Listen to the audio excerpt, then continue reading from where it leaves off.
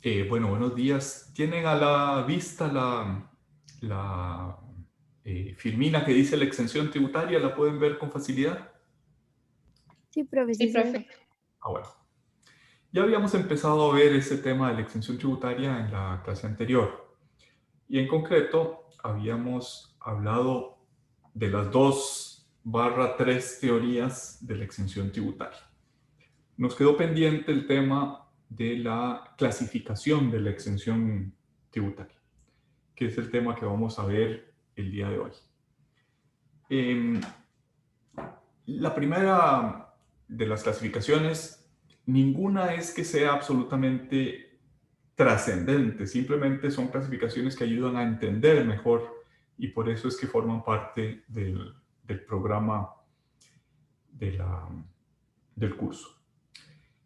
La primera es la que hace relación al elemento estructural del hecho generador en torno al cual se configura la exención.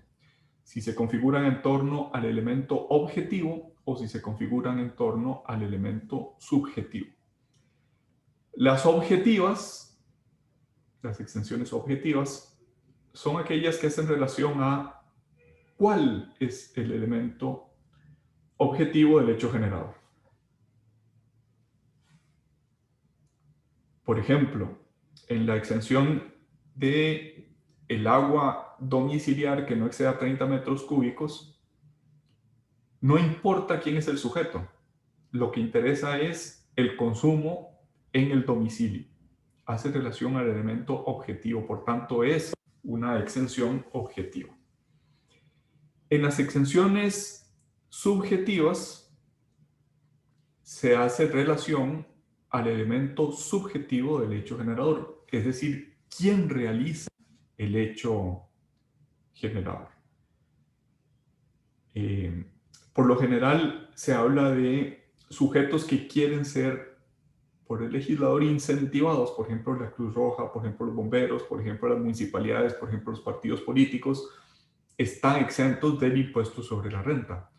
No porque no realicen el hecho generador, no porque no realicen el elemento objetivo del hecho generador, a saber, obtención de renta, sino porque se considera, por alguna razón de incentivo, que su forma de contribuir al sostenimiento de las cargas públicas es mejor por vías alternas, estando exentos.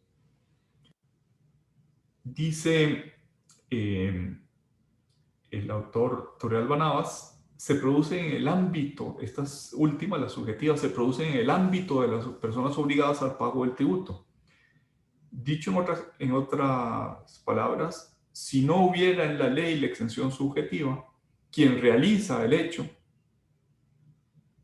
está grabado. Se producen, dice Torrealba, en el ámbito de las personas obligadas al pago del tributo. Lo que en ella se pretende no es, como en el caso de las exenciones objetivas, que determinados hechos, situaciones o actividades queden excluidos del ámbito de aplicación del impuesto, a pesar de estar lógicamente comprendidos en su presupuesto de hecho definido por la norma, sino que ciertas personas o ciertas categorías de personas no vengan obligadas a contribuir, obviamente en efectivo, a pesar de encontrarse con el supuesto fáctico de la imposición en la relación por la ley para que esa obligación pueda producirse a cargo de ellas.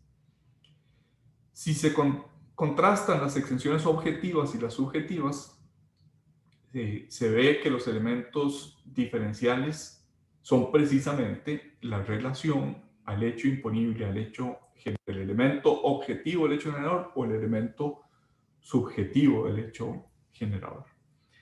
Hay que decir que estas exenciones subjetivas se conceden de acuerdo con una expresión del derecho civil que es intuito personae.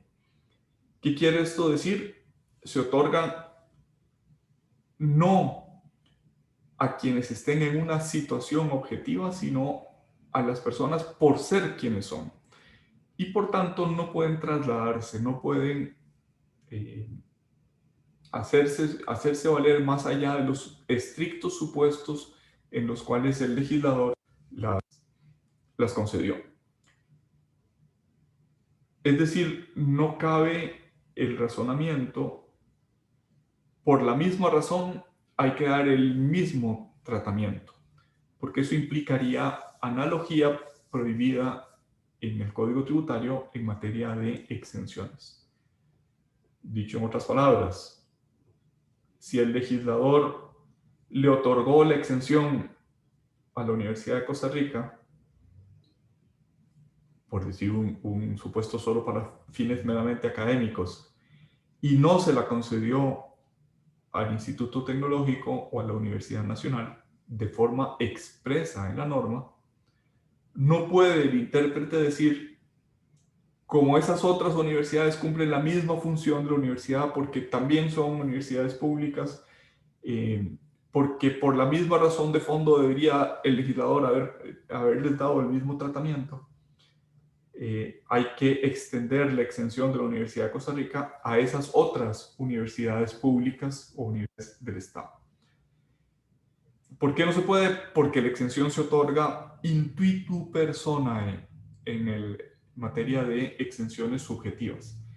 Y porque el legislador de manera expresa y activa en el artículo 6 y 7 del Código de Normas y Procedimientos Tributarios le puso límites a la analogía. Y uno de esos límites es que ni los tributos ni las exenciones se pueden interpretar o extender por analogía. Ahora, es importante decir que en las así llamadas exenciones subjetivas,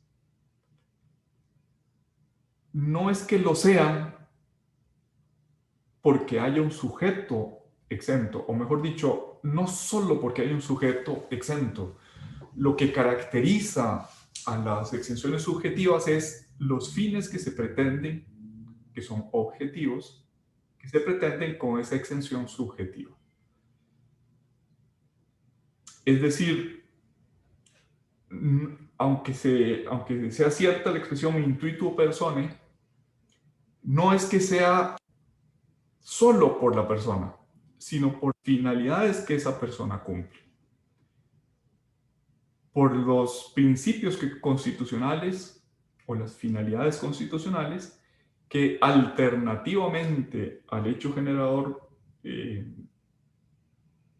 que normalmente produce la obligación de contribuir mediante el pago de una suma de dinero, alternativamente a esa obligación, a algunos sujetos, por su finalidad, por ser como son, por el cumplimiento de sus propias finalidades, también cumplen finalidades constitucionales.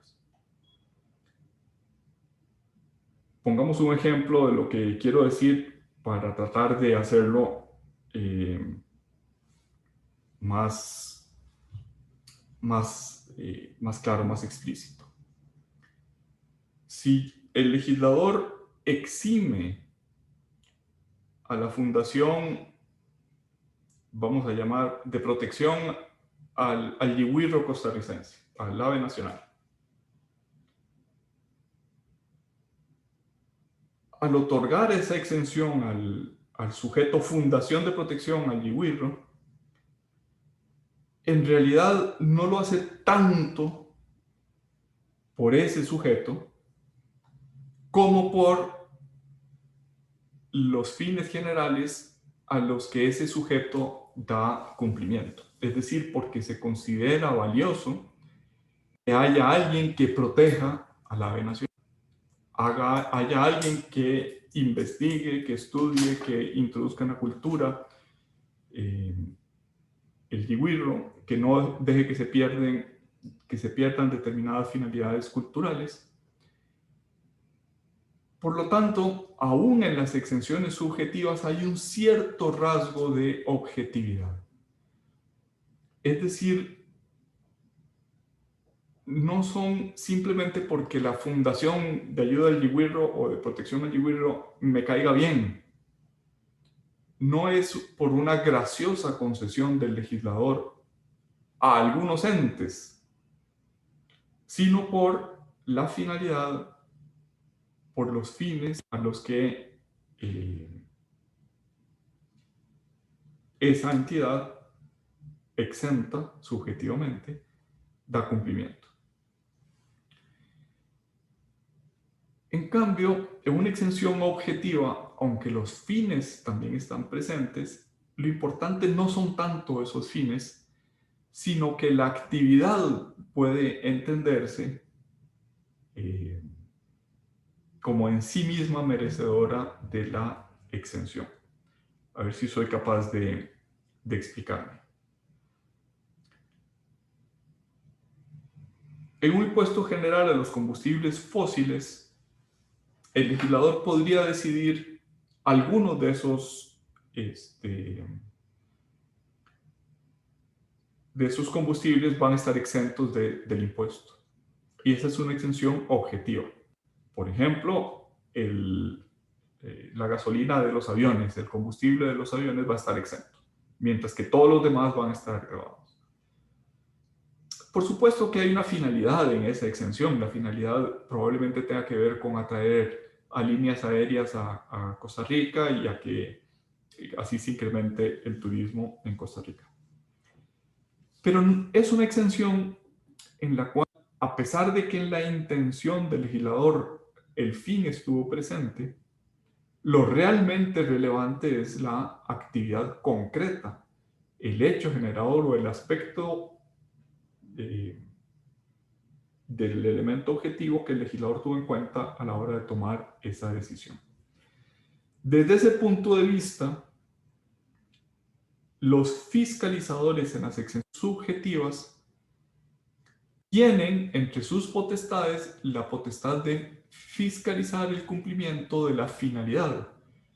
Por ejemplo, se declara que la Fundación de Protección al Yigüiro está exenta del impuesto sobre la renta. Puede el fiscalizador, está dentro de sus potestades, pertenece al ámbito de control que la ley le otorga, porque la fundación cumpla con la finalidad para la que fue constituida. No es separable la finalidad. En cambio, en las exenciones activas está exento el combustible que utilizan los aviones. Esa finalidad no forma parte de la fiscalización o de las potestades de fiscalización que pueden llegar a ejercer las autoridades públicas. Una segunda clasificación, o sea, la primera es sobre el elemento objetivo o subjetivo del hecho generador. Una segunda clasificación, o una clasificación que no tiene que ver con la anterior, sino que explora otra vía, es sobre uno de los aspectos del elemento objetivo del hecho generador, a saber, los elementos cuantitativos del tributo, la base imponible, la cuota tributaria y el tipo de gravamen. Respecto a la base imponible, puede el legislador establecer una exención. Normalmente estas exenciones que se refieren a los elementos cuantitativos son exenciones parciales. ¿Recuerdan la exención de que hablamos en su momento sobre el patrono que contrata personas con discapacidad que puede deducir doblemente los salarios que le pague a esas personas con discapacidad? ¿Qué está haciendo el legislador? Está hablando de este elemento, de esta base imponible, está disminuyendo la base imponible en la medida en la que se paguen sueldos y salarios a personas con discapacidad. Puede el legislador también decir tal vez hay un elemento, hay una noción que no se ha explicado en este curso y que tal vez, si sucintamente dedico unos segundos a ella, nos ayude. Normalmente los tributos funcionan mediante una operación matemática que es base imponible por tipo de gravamen igual cuota tributaria. Ejemplo, impuesto general sobre las ventas. ¿Cuál es la base imponible? El precio. Fui a cenar y me costó 15,000 colones la cena. Entonces, ¿cuál es la base imponible? Los 15,000 colones. ¿Cuál es el tipo de gravamen? Es un porcentaje, en este caso 13%. Entonces, 15,000 colones por 13%, esa multiplicación arroja una cuota tributaria. ¿Cuánto es el monto a pagar? Tal vez esta filmina tiene mal el orden.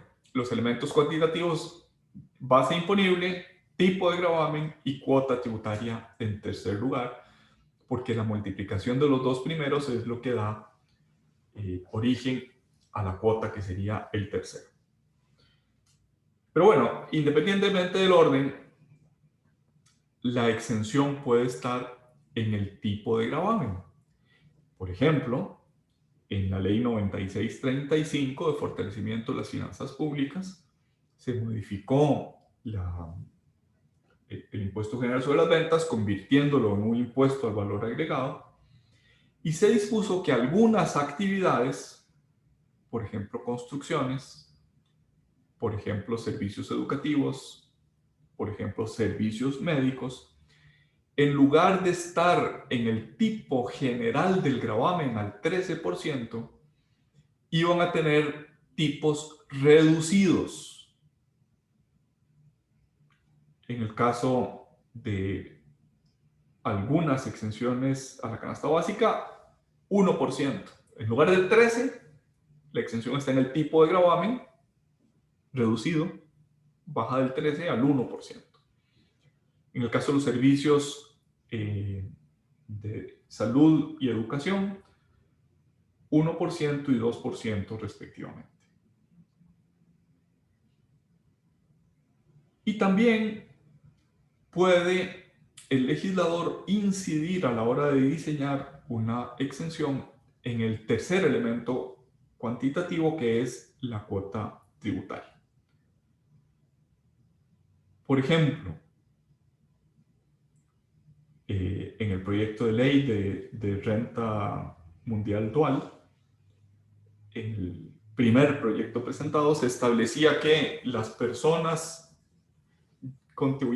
físicas contribuyentes del impuesto sobre la renta, después de hacer esa operación matemática base imponible por tipo de gravamen y determinar la cuota tributaria, podían restar de la cuota tributaria un monto por el cónyuge, por los hijos, etcétera, y un monto mayor si esos hijos o el cónyuge no podían valerse por sí mismos, tenían una discapacidad así determinada por la Caja Costarricense del Seguro Social.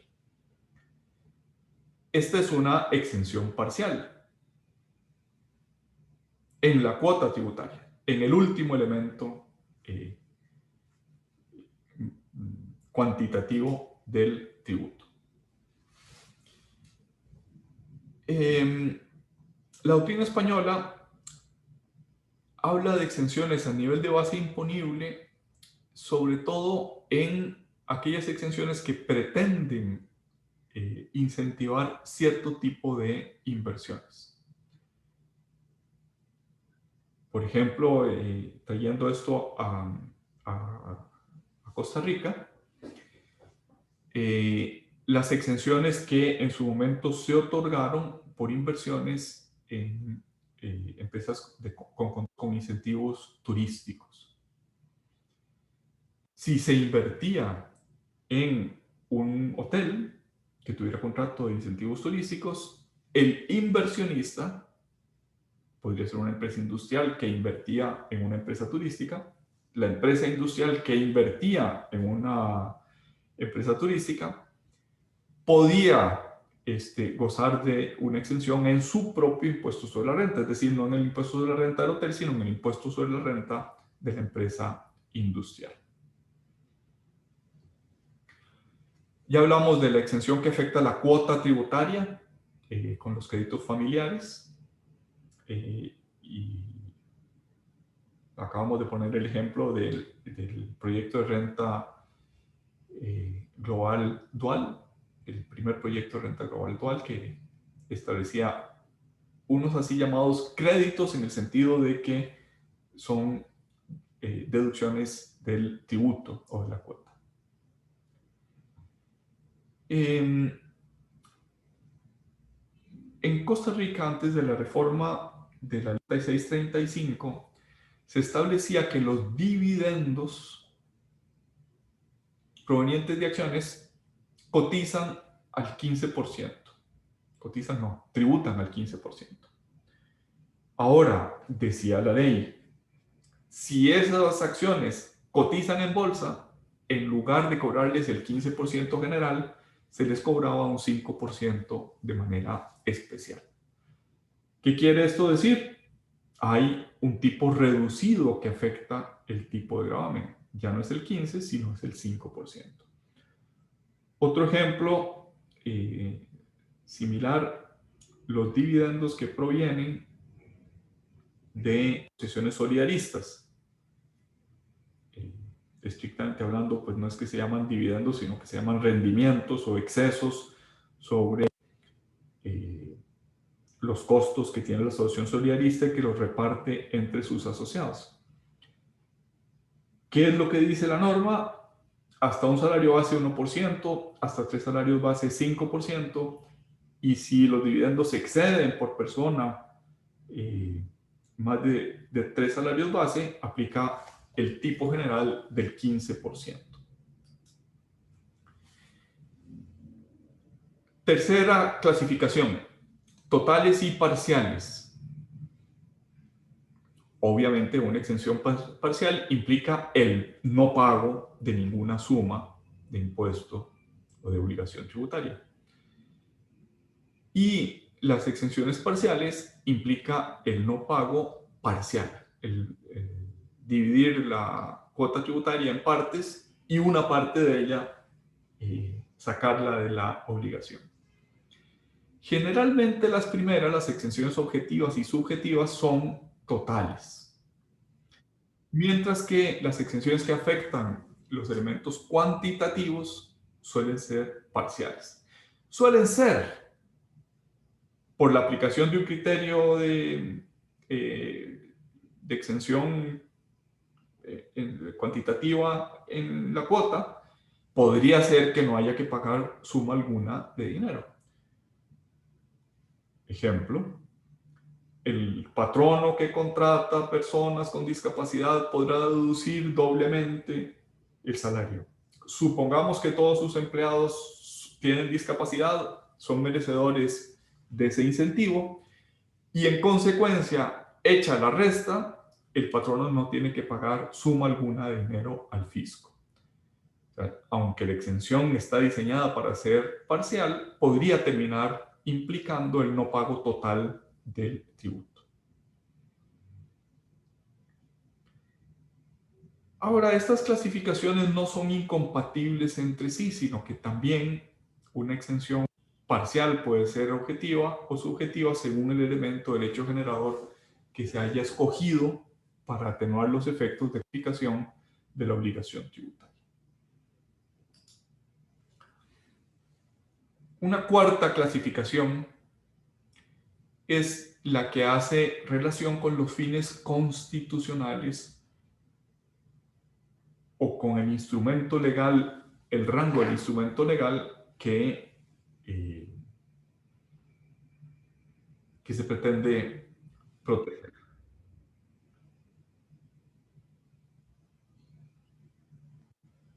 Podríamos decir, la propia Constitución puede declarar exentas algunas instituciones. Típicamente, la Caja Costarricense del Seguro Social está exenta porque se cumple con el interés tutelado en los artículos 73, 74 y siguientes de la Constitución Política. Dicho en otras palabras, aunque la Constitución no dice expresamente la caja está exenta de impuestos, como el interés tutelado por esos artículos que acabo de citar de la Constitución Política coincide con el sujeto que realiza ese interés, puede decirse que la exención de la Caja Costarricense del Seguro Social es una exención constitucional, o al menos una exención que tiene anclaje constitucional, que tutela un interés constitucional.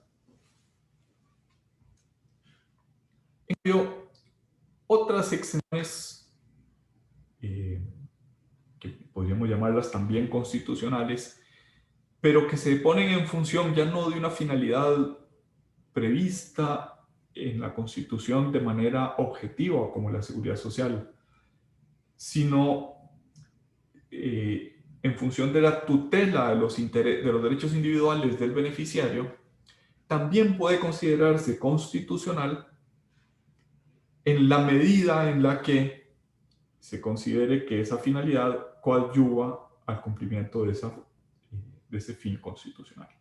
Es el caso del mínimo exento en el impuesto sobre la renta, de la canasta básica en el impuesto al valor agregado.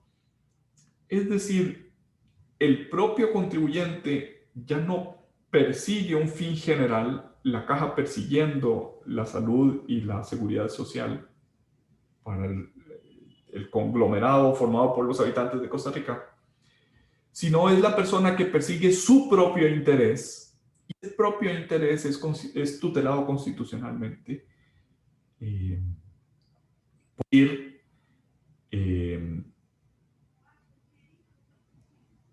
Perdón, ¿alguien pregunta? No. ¿Alguien está haciendo pregunta? No. ¿Me pareció escuchar? Creo que no, profe. No. Bueno, disculpas. Decía que cuando el propio contribuyente dedica parte de sus ingresos, por ejemplo, a comida, vestido, transporte, educación, los fines más básicos o los derechos más básicos que la Constitución le otorga,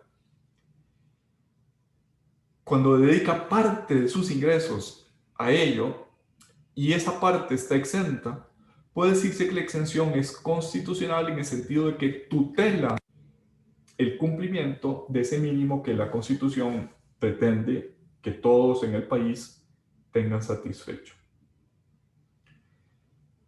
Lo mismo puede decirse de algunas exenciones que intentan incentivar, por ejemplo, el ahorro, por ejemplo, la inversión.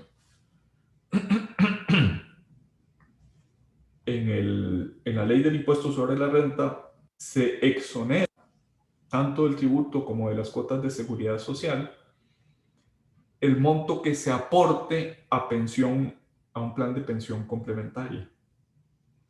Trataré de explicarme. Suponiendo que yo gano 1.000.000 de colones, ese es mi salario, y aporto, vamos a decir, 150.000 colones todos los meses a mi fondo de pensión complementaria. Pues la ley dice que ese aporte que yo haga se rebaja de la base imponible, no forma parte de la renta. Es como si yo en lugar de ganar 1.000.000 ganara 850.000. Pero la ley establece un límite, siempre que lo que se aporte no exceda del 10% de los ingresos brutos. Es decir, aunque aporte 150, se me reduce como máximo el 10%. Aunque aporte 150, solo se me reduce 100.000 colones. Esa exoneración pretende incentivar el ahorro, que yo ahorre en mis años productivos para el futuro, cuando ya no tenga las mismas habilidades y capacidades de renta y tenga que vivir de una pensión. Esa exención tutela una finalidad constitucional, porque se pretende que todos tengan una vejez digna. es un valor tutelado por la Constitución. Ahora, noten que en todos estos ejemplos que estamos diciendo, tutelar derechos económicos y sociales constitucionalmente reconocidos, las exenciones, aunque sean constitucionales, aunque derivan de derechos constitucionalmente tutelados, no son automáticas, o mejor dicho, no es la Constitución la que directamente las establece, sino que se necesita que el legislador instrumente medios para llevar a cabo la finalidad constitucional, el derecho económico o social reconocido en nuestra Carta Magna. Es decir, es el legislador el que debe decir un mínimo exento que será de esta magnitud, una canasta básica que será determinada con estos parámetros, una forma de ahorro que es el aporte a los planes de pensiones complementarias, la inversión que hagan las personas físicas en títulos, valores emitidos por el Estado. Es decir, aunque sean exenciones constitucionales en el sentido de que tutelan valores constitucionales, no derivan de manera directa, sino de manera mediata, no inmediata, sino mediata del texto constitucional. Ahondando en esta clasificación, hay otras exenciones cuya razón constitucional no es la tutela de derechos constitucionalmente reconocidos.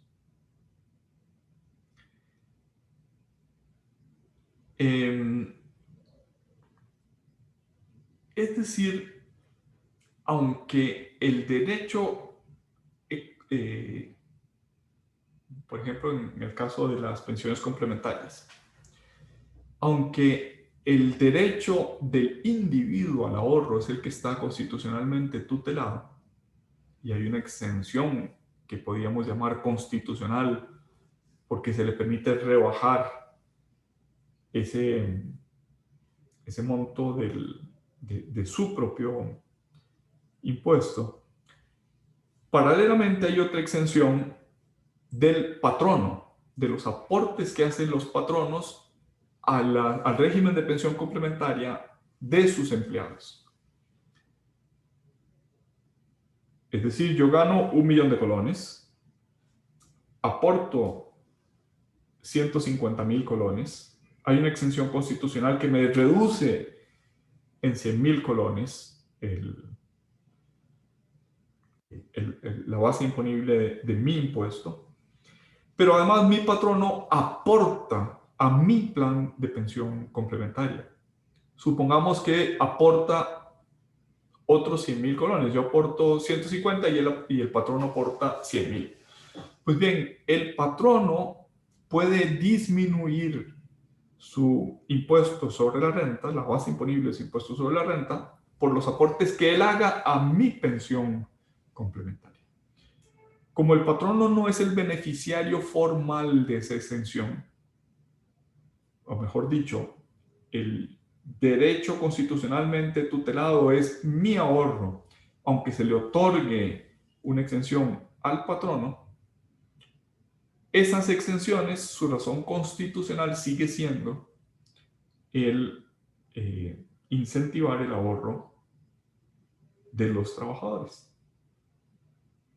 Es decir, se pretende que el patrono incentive, que traiga a las operadoras de pensiones para que den conferencias de cómo se hacen esos aportes en la empresa y que me ofrezca, bueno, si vos aportás, yo te aporto otra parte igual, etc.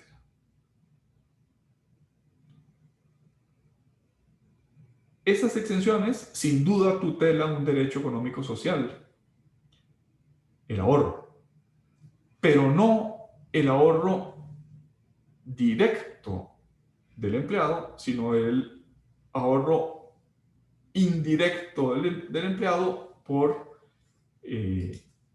la concesión de la exención a los patronos. Hay otras exenciones que se otorgan también con base en criterios constitucionales, pero que se refieren más bien a intereses generales de carácter social. Por ejemplo, cuando el artículo 3 de la Ley del Impuesto de la Renta declara exentas a los partidos políticos, a los sindicatos, a las fundaciones y asociaciones declaradas de utilidad pública,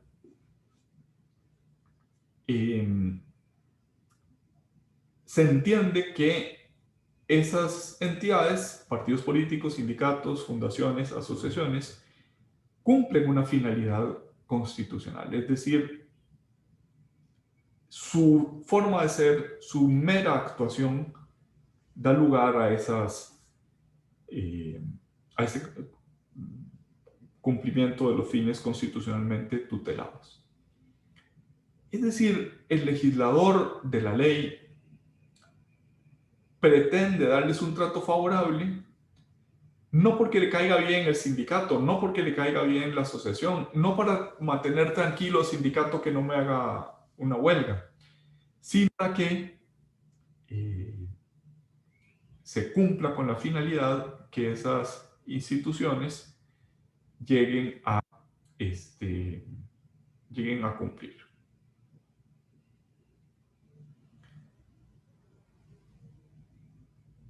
También en este tipo de exenciones suele decirse que aunque el beneficiario formal sea el ente, la fundación, la organización sindical, el partido político, en el fondo están sustancialmente exentos los sujetos, las personas físicas, los asociados, los sindicados, quienes trabajan en la fundación.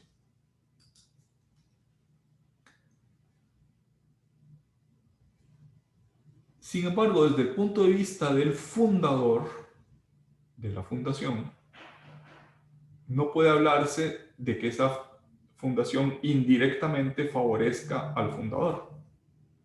Cuando se otorga a la Fundación Oscar Arias para la Paz, por poner algún nombre, una exención de impuestos sobre la renta, no se pretende beneficiar a Oscar Arias, al que otorgó el capital inicial de esa fundación, sino que se pretende desafectar a los fines públicos. No se pretende, perdón, desafectar a los fines públicos, sino que los fines públicos se cumplen por la fundación ya por sí mismo, por haber dado a esa riqueza un destino general, un destino en beneficio del interés general. En este caso, la riqueza que pudiera tener, el patrimonio que pudiera tener esa fundación u otras, como tal vez una menos controversial, como podría ser, qué sé yo, la Fundación Mar Viva,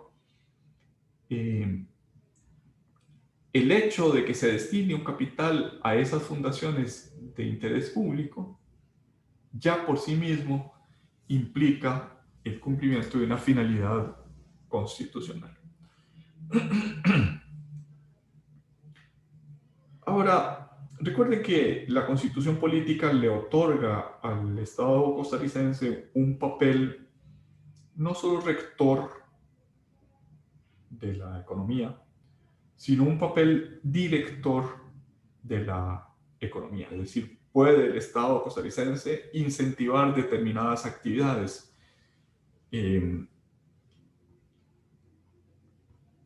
Por ejemplo, puede incentivar, como lo hizo en el pasado, las exportaciones. Quienes exporten tendrán una exención del impuesto sobre la renta.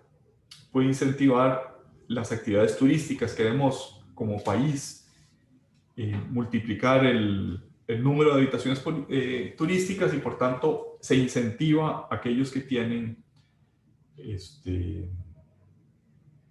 contratos de incentivos turísticos. Pero también podría ser una exención como las exenciones al régimen de zonas francas. ¿Quiénes se benefician habitualmente del régimen de zonas francas? pues normalmente grandes inversionistas, muchas veces grupos transnacionales que vienen a invertir en Costa Rica. Podríamos decir, ¿cuál es la finalidad constitucional que se persigue, o cuál es el interés general tutelado que se persigue cuando yo exonero a una multinacional como Intel del impuesto sobre la renta? Pues el legislador pretende que haya encadenamientos con la economía nacional. Eximo de ese impuesto a una compañía multinacional invitándola a que venga a Costa Rica,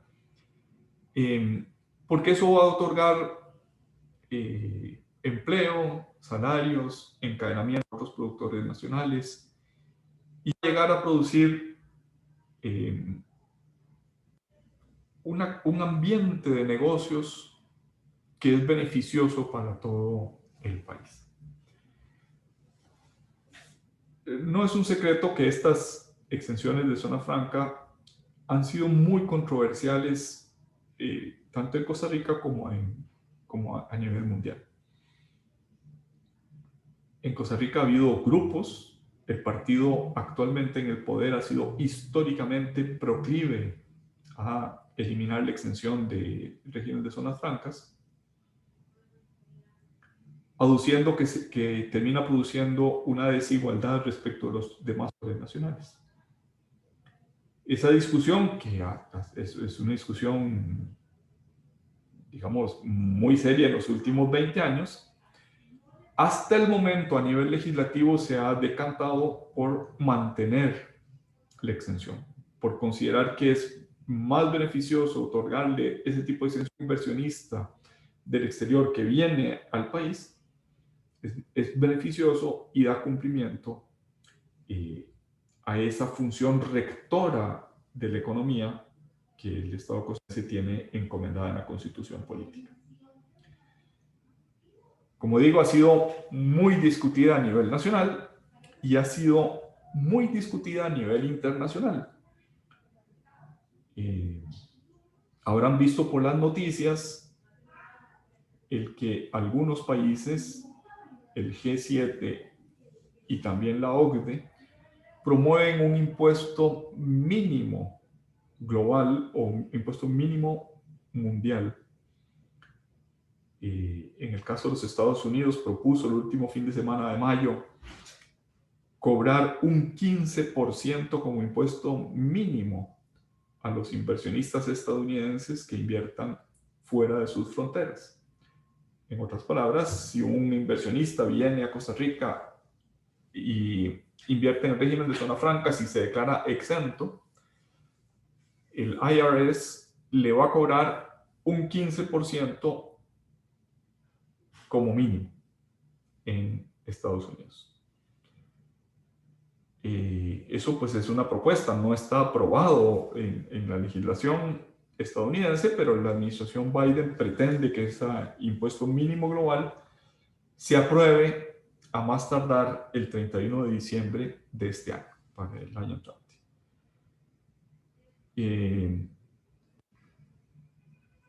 Inicialmente promovía un impuesto mínimo del 21% y otorgando créditos por el impuesto que se pagara en Costa Rica. Es decir, si esa empresa, en lugar de estar en régimen de zona franca, estuviera grabada con impuesto sobre la renta costarricense al 30%, y resulta que el tipo general de Estados Unidos es actualmente el 21% y lo pretenden elevar al 27%, el 30% que pague en Costa Rica sería crédito hasta el monto concurrente con la tarifa estadounidense.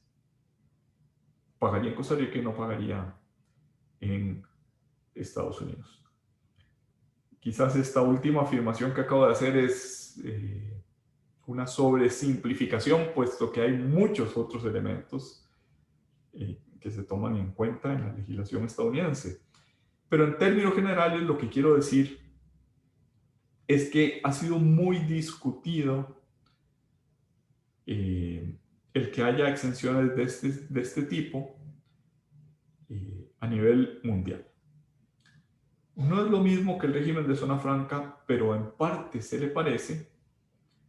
Los regímenes de flat tax, de un impuesto generalmente muy bajo, 10%, 12%, 12,5%, como es el caso de Irlanda, 15%, como es el caso de varios países del este de Europa,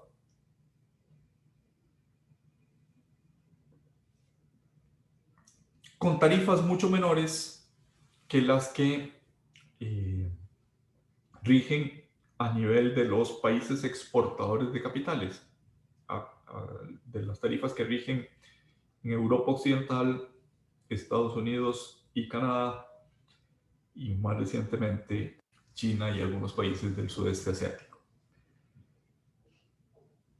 La discusión que se está dando en el G7, la discusión que se está dando en el Congreso estadounidense, la discusión que se está dando a nivel de la OCDE, es si esos regímenes, típicamente el de Irlanda, que es uno de los más exitosos en atraer inversionistas por una tarifa general del 12,5%, que si esos regímenes son una carrera a la baja, dicen los analistas estadounidenses, de tarifas para atraer inversión.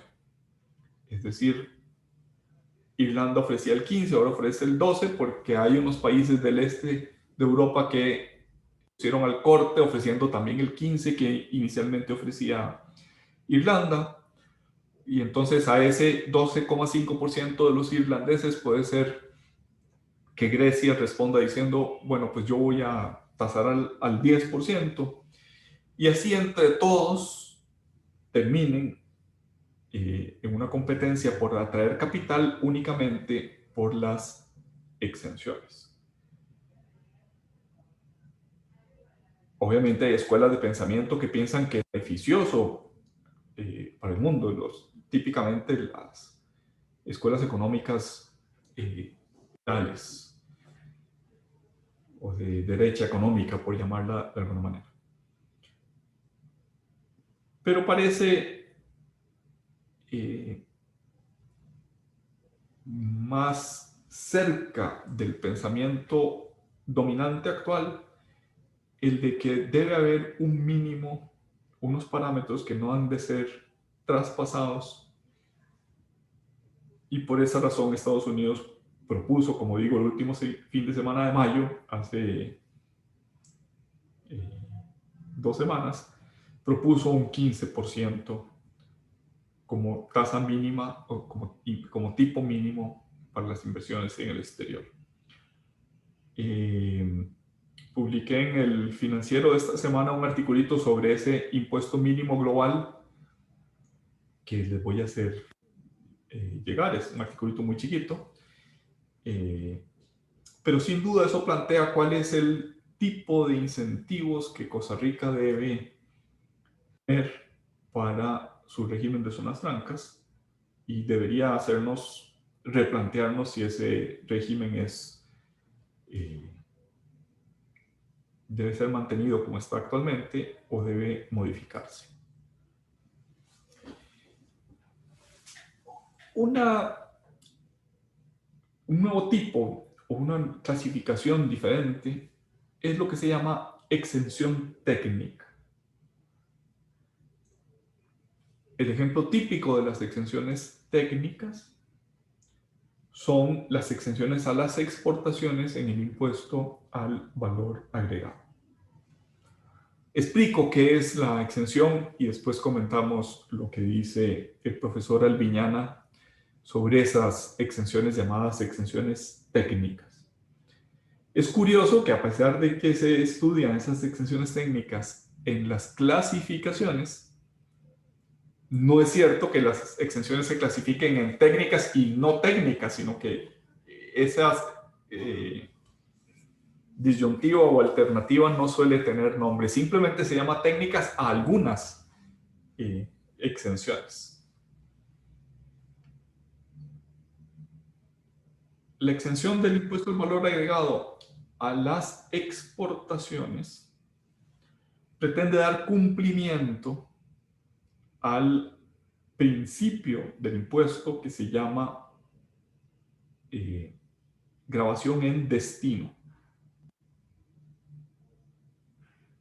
Dicho en otras palabras, si Costa Rica produce bananos, suponiendo que los bananos están grabados con el impuesto al valor agregado, y los exporta, las exportaciones están exentas porque se pretende que al llegar ese banano al puerto estadounidense y importarse en Estados Unidos, ahí va a pagar impuesto, el equivalente al impuesto al valor agregado.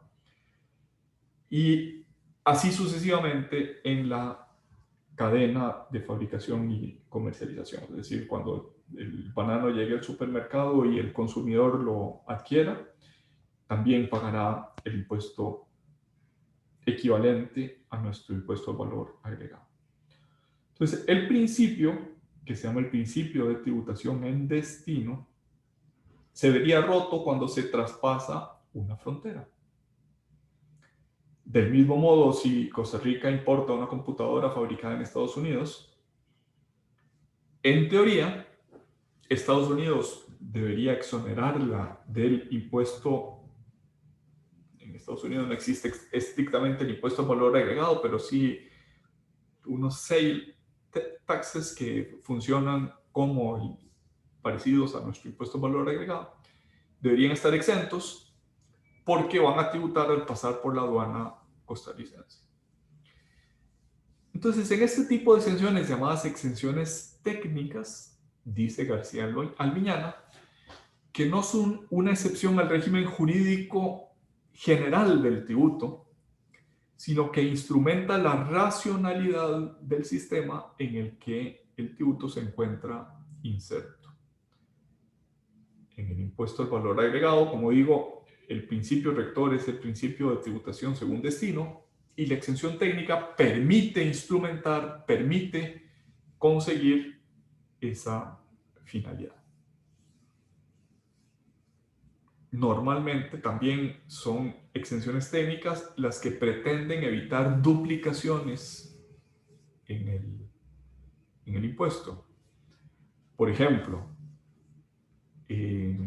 cuando se dice que está exenta la sociedad holding, es decir, propietaria de las acciones, por los dividendos que reciba de otra sociedad costarricense, esa es una exención técnica porque pretende que el tributo a los dividendos solo se cause una vez, a saber, cuando la holding, que también tenga operaciones, distribuya dividendos a las personas físicas.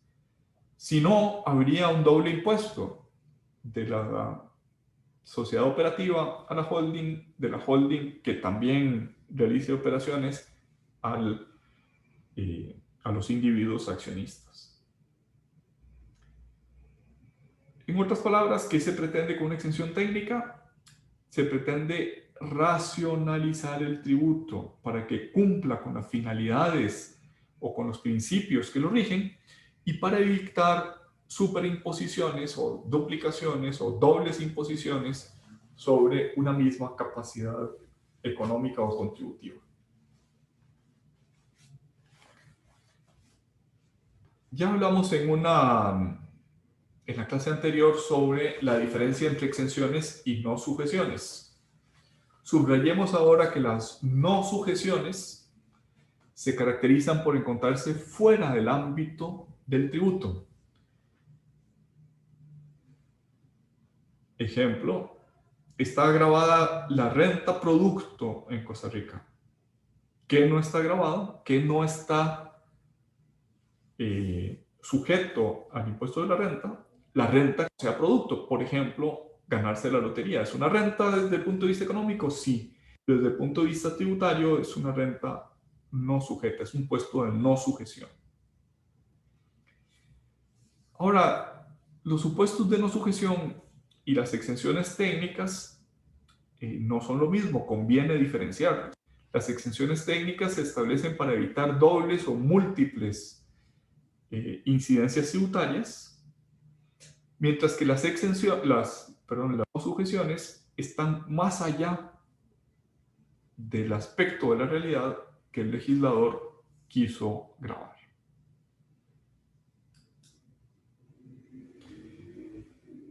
Bueno, ya hemos ido mencionando algunos ejemplos de esta clasificación.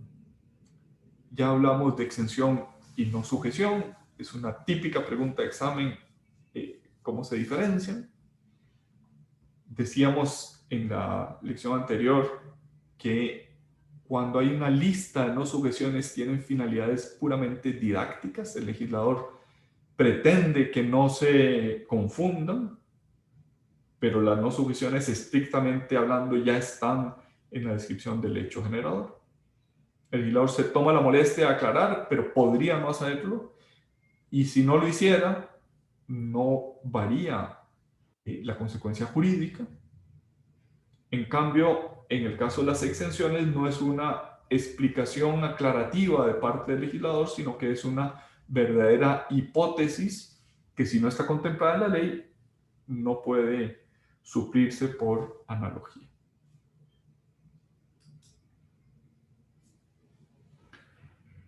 En este gráfico, entre exenciones y no sujeciones, podemos decir que las no sujeciones son supuestos próximos. La lista de no sujeciones son supuestos próximos, pero que no están incluidos en el hecho generador.